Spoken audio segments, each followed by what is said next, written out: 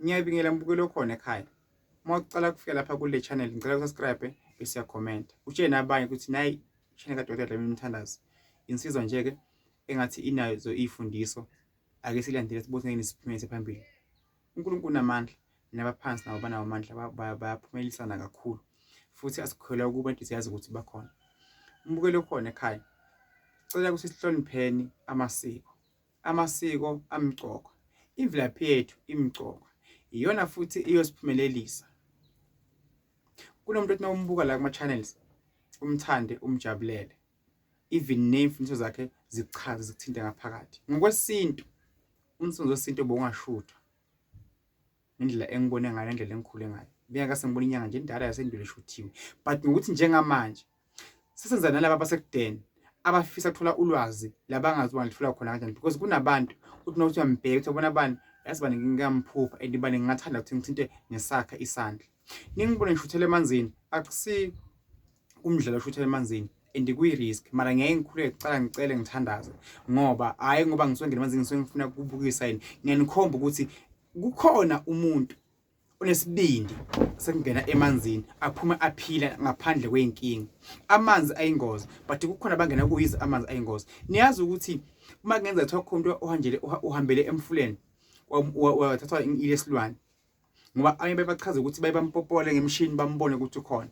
Uma ngake kubizwa abantu abathandazaka abakhulekayo izayona abantu abakwazi ukuzila bafethu siyacela ukuthi bani aphume aphile baphonse imali angaphuma aphile. Kele siningi umuntu ongena emanzini kwaphela 4 hours angabuye emanzini balanda imshini bayakhala bamemeza bese lesilwane sesiyakwata lesilwane. Mbukelo khona ekhaya ngithi mina masigxile kuphi emasikweni ubuze kokho omkhulu ukuthi uma kwakwenziwa yini ukuthi umuntu wakudala mayihambe ayothothela emanzini abuye aphile it because bekungakhala mhlawumbe bekunendlela bebazila ngayo bahamba mhlawumbe bophosa imali ukuthi lo muntu ongena lapha aphume aphile ngoba bebazi ukuthi njengoba ayelapha kayi kokufa uye kuyotrainwa uye konikezwa amandla. So manje namhlanje into eyiningi zenzakala kuthina asizinaki sinaka lokho okwethu okufunwa yithina nalokho kwesilungu. Mbukelo khona ekhaya.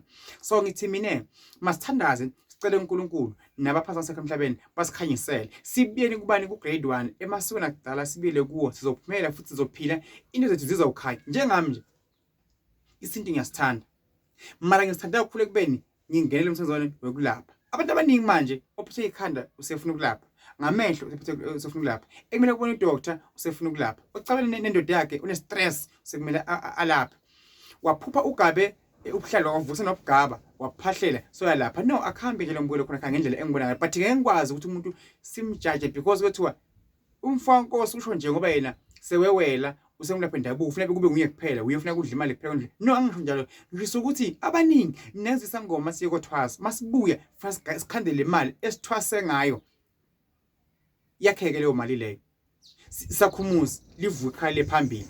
Namhlanje abantu abaningi bathwasile kwezangoma but still umehluko awukho impilo ayiphambili. Mbona khona ekhaya ngithi ake sibuze ukuthi i-calling noma bekugula lokho okwenzeka kuphi empilweni yami. If we-calling makwenze umehluko kubonakala imangaliso kubonakala nje bekuyikhulu ngamampela. Uma bekugula mangilashwe ngiphile ngichube nempilo ngihambe ngifuna umsebenzi ngicashwe ngisebenze. Kunembuzo okugcina kukhona umbuzo ukuthi isigubhu sami sisebenza kanjani.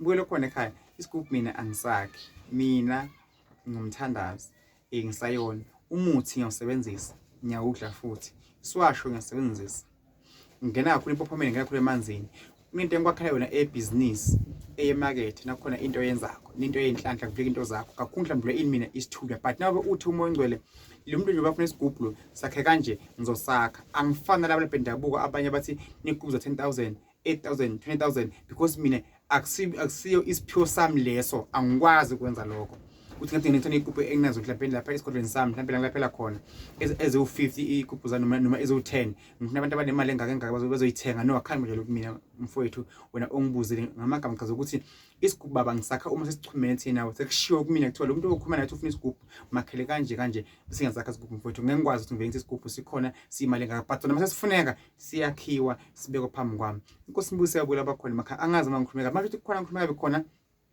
ngiqolise ngibiya zonke izinyanga abathandazi bafundisi baprofeti izangoma ngithi uNkulunkulu anibusise izenzini ikhanyele kusasa kusako deep kloof Soweto nge5 kaFebruary ngibe ngikhona khona. Inkosi ibusise lo mnyaka lo owami nawe. I love you.